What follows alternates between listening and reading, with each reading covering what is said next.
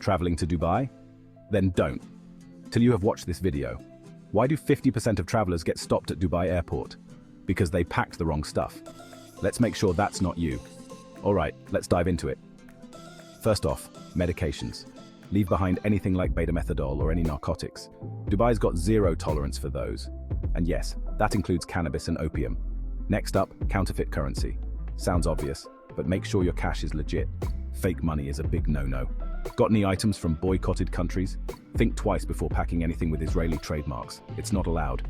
Now, the foodies among you, listen up. But before that, don't forget to like and subscribe at Thedailydoseforu for more such tips. Now let's continue. Stick to store-bought snacks to avoid any food safety drama. Remember, Dubai's airport regulations are strict but straightforward. Betel leaves, home-cooked meals, and non-vegetarian products are on the blacklist. Follow these tips, and you'll sail through security with a breeze.